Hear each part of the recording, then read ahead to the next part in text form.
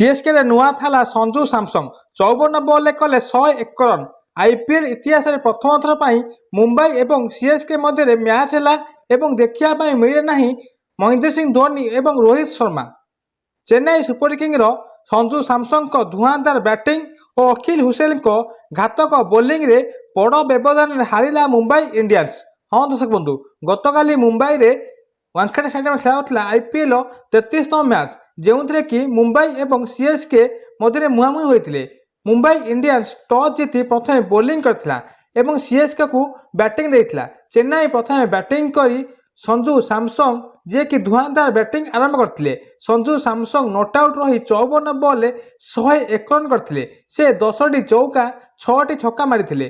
Chennai super Kings को नुआ थाला मिली बोली चर्चा जोर धरी। ऋतुराज गायकवाड़ 14 बॉल 22, सरफराज खान 14, शिवम दुबे 5, डिबाल Brevis 21, Kartik Sharma 18, Jamie Overton 15, Akhil Hussain 2 run सहायता 20 over Chennai super king 6 wicket हराई 207 रन करथिला। पार्टनरशिप जो देखिए चेन्नई सुपर किंग्स संजू सैमसंग ऋतुराज गायकवाड़ मध्य 22 रन, संजू सैमसंग सरफराज खान मध्य 40 रन, संजू सैमसंग शिवम दुबे मध्य 19 रन, संजू सैमसंग डिबाल ब्रेविस मध्य 31 रन, संजू सैमसंग कार्तिक शर्मा मध्य 43 run, Sanju Samson Jamie Overton मध्य 16 रन पार्टनरशिप होता, जहाँफल कि 6 विकेट हराई 20 ओवर 207 रन करथिला चेन्नई सुपर किंग एवं 208 रन विजयी लक्ष्य को नहीं पड़िया गला Mumbai Indians. Mumbai Indians batting करी प्रथम wicket हराइथिला।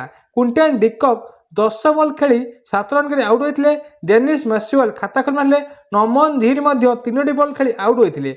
Suryakant Yadav 30 ball 36, Tilak Varma 29 ball 37, Hardik Pandya 2टी ball खेली कोटी रन आउट होते।